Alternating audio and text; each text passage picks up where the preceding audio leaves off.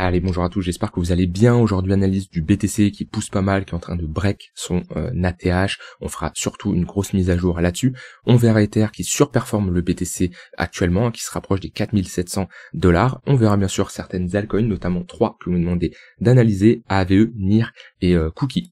Avant que je commence, je vous rappelle les 200 € offerts sur le programme Crypto Investor. Au vu de la poursuite du cycle du bull market, c'est le meilleur moment pour en profiter. Je te rappelle, tu as 30 heures de vidéo. Alors bien sûr, tu vas au rythme que tu veux, tu peux regarder les vidéos quand tu le veux, à quel moment tu le veux, où est-ce que tu le veux, tu as accès à vie au programme, ça c'est un point très important. Et on m'a posé une question, on m'a dit oui Nico, à la fin, qu'est-ce que je vais pouvoir maîtriser, qu'est-ce que ça va être quoi mes compétences, c'est le mot qui a été utilisé. Globalement, tu pourras choisir les meilleurs cryptos à mettre à l'intérieur de ton wallet, tu pourras comprendre les fondamentaux, la tokenomics et l'analyse technique pour savoir où rentrer et surtout sur quoi rentrer, quel crypto acheter et à quel moment. Je te partage également mes stratégies d'entrée et de prise de profit. Je te montre mon portefeuille crypto de mon côté avec les cryptos que je possède pour que tu comprennes les raisons derrière chaque position. Et surtout, le point plus important, je t'apprends à construire un portefeuille sur mesure pour que tu puisses être autonome. Le but de mon programme, c'est qu'à la fin, tu puisses être 100% autonome, à prendre tes propres décisions, d'accord, et savoir tout simplement construire un portefeuille, savoir quand rentrer, quand sortir, quel crypto à mettre en place, à quel moment, quand, comment, que tu puisses répondre à toutes ces questions. On a une partie biais psychologique, émotion, gérer ta balance cash crypto et j'en passe, et bien sûr des bonus avec surtout un suivi en message privé où je te contacte, où tu me contactes, on s'envoie des messages, des vocaux, voilà, c'est comme tu veux, au rythme que tu le veux, bien sûr je m'adapte à toi, et bien sûr des mises à jour gratuites à vie, puisque quand tu le rejoins tu ne payes plus rien et je continue d'ajouter des vidéos parce que les cryptos évoluent, donc automatiquement le programme évolue en conséquence. Je te rappelle, tu as 200 € offerts. Si tu veux en profiter, je t'invite à cliquer sur le premier lien en description. Alors, BTC qui est en train de nous confirmer la cassure de l'ATH. Hier, on l'avait vu qu'on était sur un move du dimanche, ce qui est en général des pumps. Je préfère être méfiant, surtout avec des mèches comme ça, et je vous avais dit ce que je surveille le plus moi de mon côté, c'est la journée du lundi, ok, et on va voir une autre clôture daily. En tout cas, on est parti pour faire la plus haute clôture daily de l'histoire sur le BTC, au-dessus des 125 000 $. C'est dommage de ne pas avoir clôturé en weekly au-dessus, mais on réalise quand même une très bonne clôture weekly avec ici, on le voit bien, notre W de continuation. Alors moi, c'est des patterns que j'aime bien utiliser. Pour ceux qui me suivent, j'utilise pas énormément de patterns. Il y en a qui vont utiliser des canaux, des biseaux, des triangles. Bref, il y a plein de patterns qui existent en trading. Moi, c'est vrai que c'est W, c'est ce qui me procure le plus de rentabilité comme type de pattern. Il n'y a pas que ça. On prend pas qu'une seule pattern pour prendre une décision en trading ou en investissement. Mais en tout cas, c'est un gros plus et on la voit magnifique, cette structure en W. Donc, pour le moment, on est bien parti pour break l'ATH, ok. Je remets, pour ceux qui n'ont pas suivi ces derniers temps, les prochaines targets. Alors, plusieurs manières de prendre ses profits sur les cryptos. On peut mettre des extensions de Fibo. On va voir ici 118, 100% d'extension. Ça va être plutôt des profits sur du court terme. On peut remettre également les 118, 100% ici ont déjà été atteints. On le voit bien, 101 000 $, 121 000 $. Je peux mettre ici les 618 à ce niveau-là. 153 000 $, voilà, donc ça nous donne déjà, c'est des paliers, tout simplement. On peut utiliser des chiffrons psychologiques, donc les 130, les 140, les 150, etc., etc. On va avoir tout ce qui est sentiment de marché, tout ce qui est pattern de retournement, tout ce qui est affaiblissement avec des momentum, un momentum qui passe bearish, des divergences baissières, etc. Le but, c'est que vous puissiez construire votre plan comme ça, ok, qui est adapté à vous. Alors, vous pouvez pas avoir, c'est pas obligatoire d'avoir tout votre capital qui dépend d'une sortie. Ok, vous pouvez vous dire, ok, très bien, admettons, j'ai, je sais pas moi, un BTC en cours. Et moi je vais me dire, ok, il y a 0,33 BTC, ça va être sur des niveaux de vente, des gros paliers psychologiques comme des extensions de Fibonacci ou des chiffres ronds, 140 000 $, 150 000 $, etc. Ensuite il y a 0,33 BTC que je vais tout simplement utiliser et je vais sortir quand je vais avoir plutôt une euphorie de marché d'un point de vue sentiment, couplé à de l'analyse technique. Par exemple, admettons, on enchaîne 1, 2, 3, 4, 5 candles weekly dans le vert, on fait limite un plus 50%, on atteint des niveaux assez hauts, tout le monde s'enflamme, ok, tout le monde s'enflamme, ça on parle de partout, et on a une petite structure ou un ravalement baissier qui se met en place, et ben tiens, hop, on décide de sortir, tout simplement parce que on a un essoufflement, sentiment de marché trop euphorique, plus essoufflement avec une réaction vendeuse, tac, ben c'est 0,33, comme ça on les utilise. Et il nous reste ici 0,34, et ben on peut se dire, soit ceux-là je les touche pas parce que je souhaite toujours conserver une partie de mes BTC, ou soit ceux-là, eh ben je vais les sortir par palier parce que ça va être des gains bonus, ou voilà. Un point important aussi que je ne mentionne pas, ok, c'est très bien de prendre ses profits suite à des niveaux techniques, suite à des des extensions, suite à des chiffres psychologiques, mais retenez une chose, si vous faites des sommes qui peuvent changer votre vie, ok, des sommes d'argent, des montants, et dans la crypto, on sait très bien que ça peut aller vite, ok, et attention à ne pas perdre la valeur de l'argent, parce que des fois, vu que c'est des chiffres derrière un écran, on peut se dire, oui, non, c'est rien, etc., alors qu'au final, c'est des bonnes sommes d'argent quand même. Si on fait des sommes vous faites des sommes qui peuvent changer votre vie, prenez vos profits.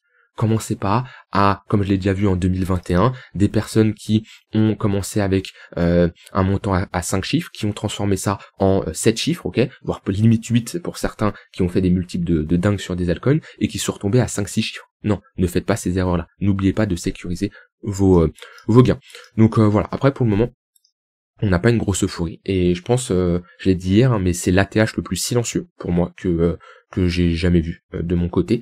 Peut-être je me trompe, hein, mais de ce que je vois, que ça soit déjà au niveau des data, ok, ça va être l'order flow, le funding, les spreads, qui nous permettent de voir tout simplement si il y a une grosse différence entre les contrats perpétuels et les contrats spot, où en général quand on a l'euphorie de marché, c'est sur les contrats perpétuels. C'est pas spécialement le cas à ce niveau-là. Et après, ça va être tout ce qui va être le sentiment de marché sur les réseaux sociaux. Moi, j'aime bien regarder Twitter, d'accord, voir comment les gens ils FOMO ou voir des médias un peu en parler. Et pour le moment, bah, je vois pas spécialement une grosse euphorie.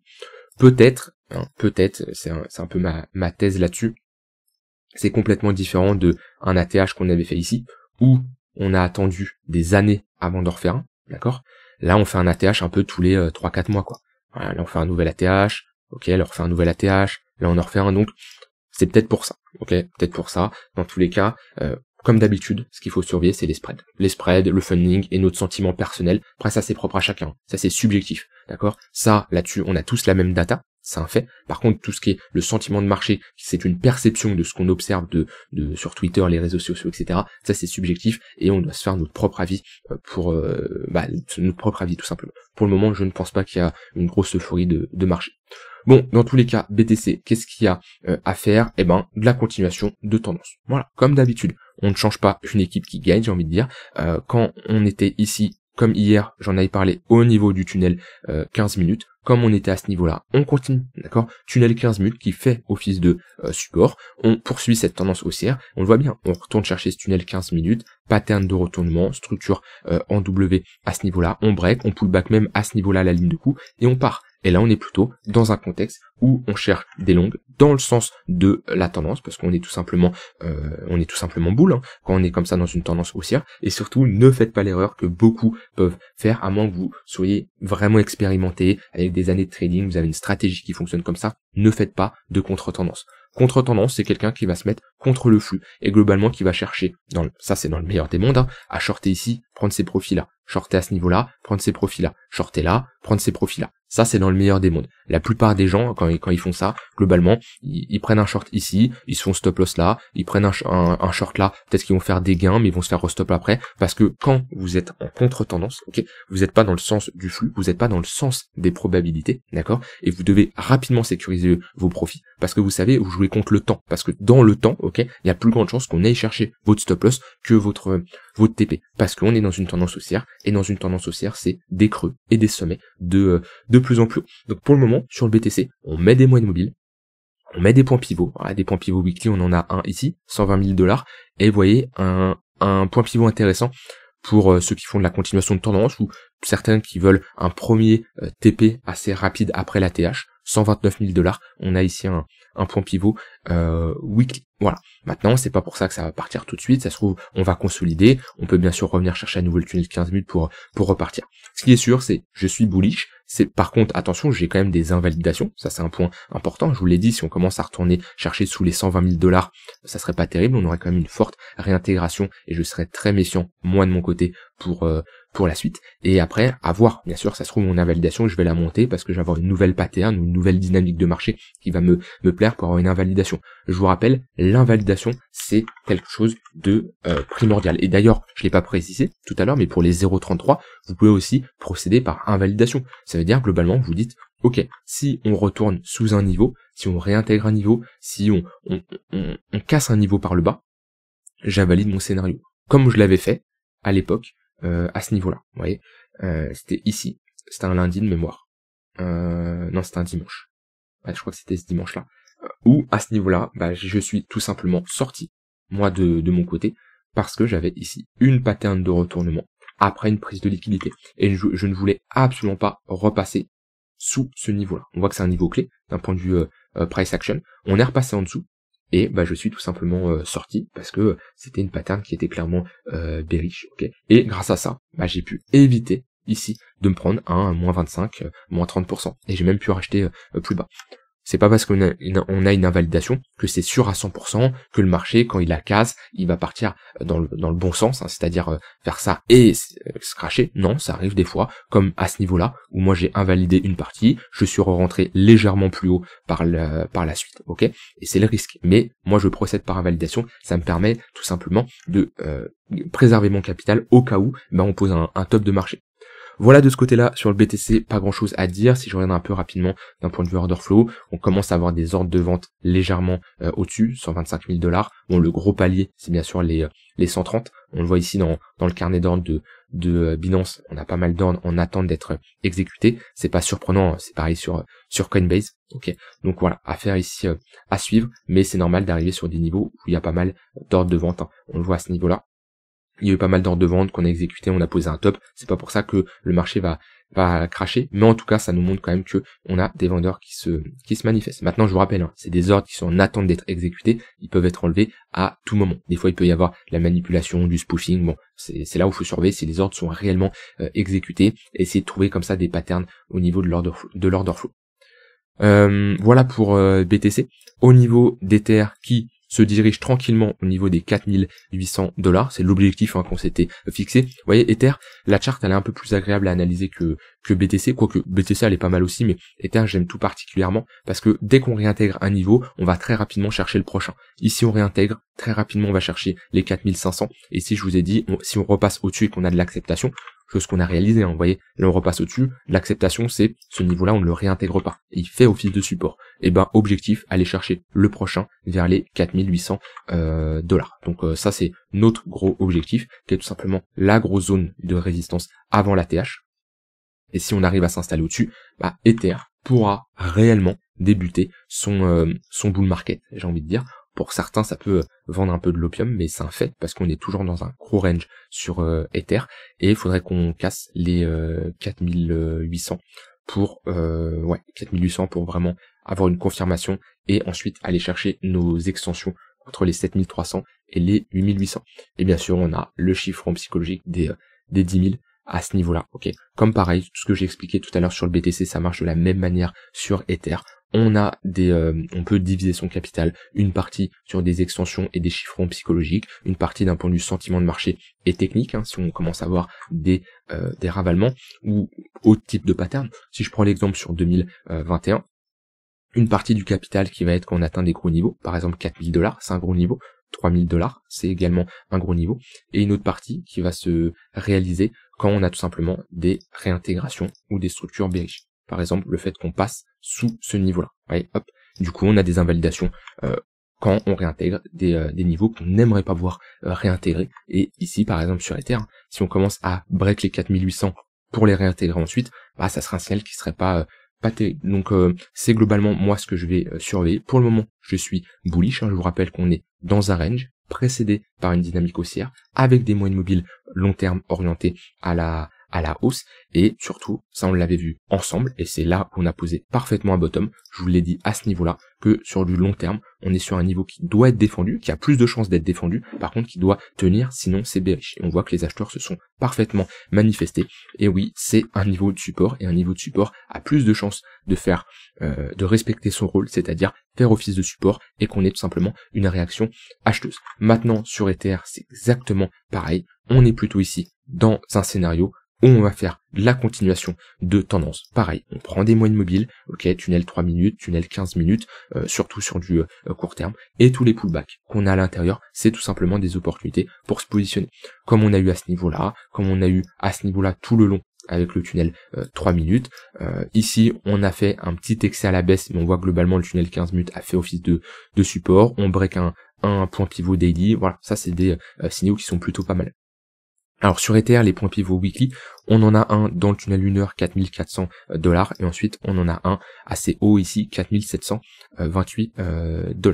Et actuellement on consolide pile poil au niveau d'un point pivot monthly. Mais exactement la même mentalité sur Ether que BTC, suivre le flux dans le sens de la tendance. En plus c'est une altcoin qui est forte selon moi comparée à d'autres cryptos qui sont pas spécialement dans des tendances baissières, mais avec des moyennes mobiles qui sont pas intéressants. Là, on a une convergence de l'entièreté des moyennes mobiles, 3 minutes au-dessus du 15 minutes au-dessus du 1 heure au-dessus du 4 heures, et j'ai pas mis le daily sur cette charte, mais le 4 heures est au-dessus du daily. Et ça, c'est le meilleur scénario pour trader un actif dans le sens de sa tendance.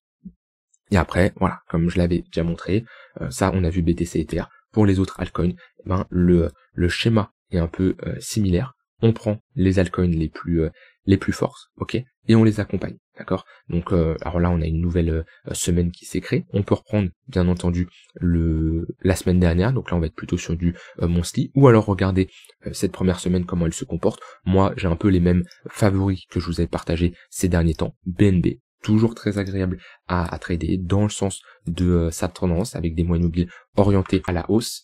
Hop, on voit qu'on revient chercher le tunnel 15 minutes, on est au-dessus du 1 heure, on est au-dessus du 4 heures, voilà, on a toutes les conditions ici pour trader dans le sens du flux. Solana, c'est globalement pareil, voilà. Hyper liquide, j'aime bien, même si elle est un peu plus faible, j'aime bien, j'attends surtout que ça break pour du court terme pour repartir. On avait vu quoi d'autre? On avait vu APT, qui performe pas très bien aujourd'hui, mais globalement on reste dans un flux haussier. Puis après ça va être prendre de nouvelles altcoins qui performent bien. Par exemple Tao, on voit là on a l'air d'avoir un gros break, trop tôt pour vraiment faire de la continuation de tendance, mais ce qu'on aimerait voir c'est un 15 minutes au-dessus du 1 heure, un 1 heure au-dessus du 4 heures, et là on pourra faire correctement de la continuation de tendance, parce qu'on veut une convergence de l'entièreté des moyennes mobiles. Voilà de ce côté-là pour ça, au niveau des altcoins qu'on est demandé d'analyser.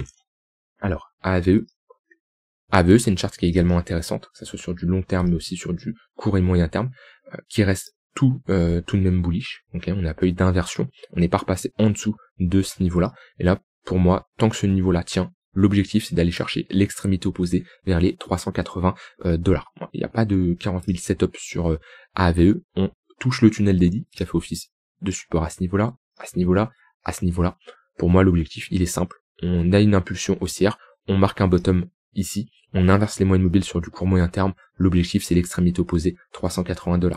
D'un point de vue performance, on est déjà sur un 30%, si on s'est positionné sur le bottom à ce niveau-là, c'est un 40%. Ça suffit pour faire de la perf. Certains veulent le x5, le x15, le x20, si vous faites 40% une fois de temps en temps comme ça, votre capital va bien gonfler.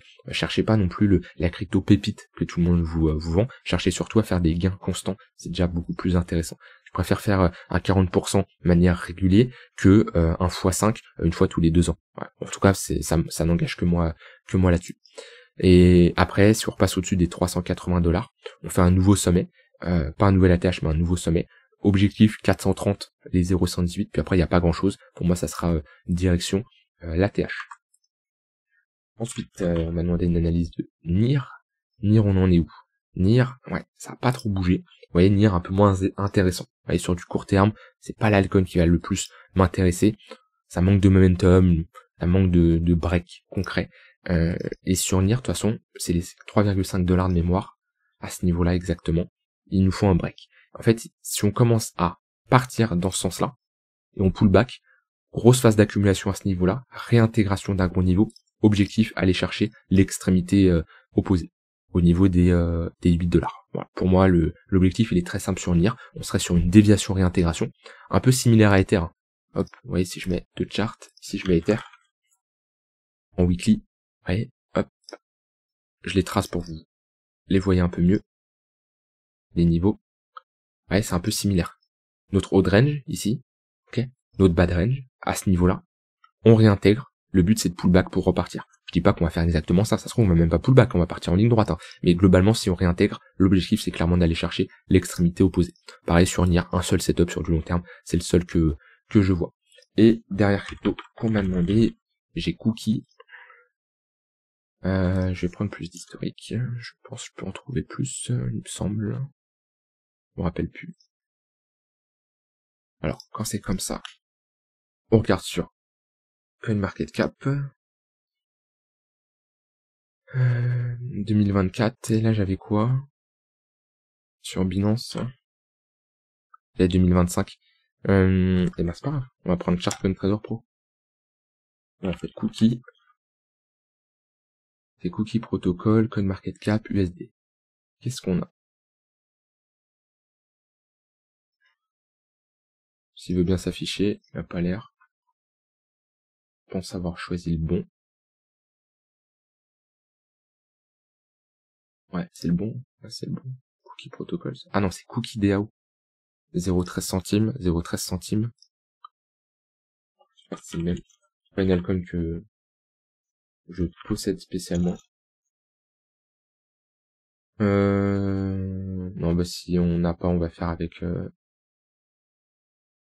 ce qu'on a sur Binance ici. Alors si j'en trouve un rapidement. Ah voilà, parfait, Bybit. Les sauveurs. Bon, ça m'aide pas tant que ça. De toute façon, là on a une grosse accumulation. On a eu un gros pump, un dump, du pump and dump ici. On revient chercher ce précédent lot ici. On voit qu'il y a eu un petit intérêt, que ça soit déjà à ce niveau-là, à ce niveau-là et à ce niveau-là. C'est un niveau qui a plus de chances de faire office de support et de réagir à la hausse. Maintenant, le problème c'est qu'on a des moyennes mobiles orientés ici à la baisse, que ça soit sur du court moyen long terme. On n'a pas posé un bottom. On peut poser un bottom si potentiellement on fait quelque chose comme ça, ou même si on fait quelque chose comme ça. C'est les deux seuls scénarios où on peut poser un bottom. Dans tous les cas, c'est maintenir ce creux-là et break ce sommet-là. Ok. Alors, soit on y va maintenant, on break ce sommet-là en pullback, et là, dans ce cas-là, on peut avoir marqué un bottom. Soit on rejette, on reteste ce creux-là, et on forme ici une sorte de structure en W. Ouais, c'est ce que je surveillerai. On a sûrement un affaiblissement vendeur. Je le vois d'un point de vue price action.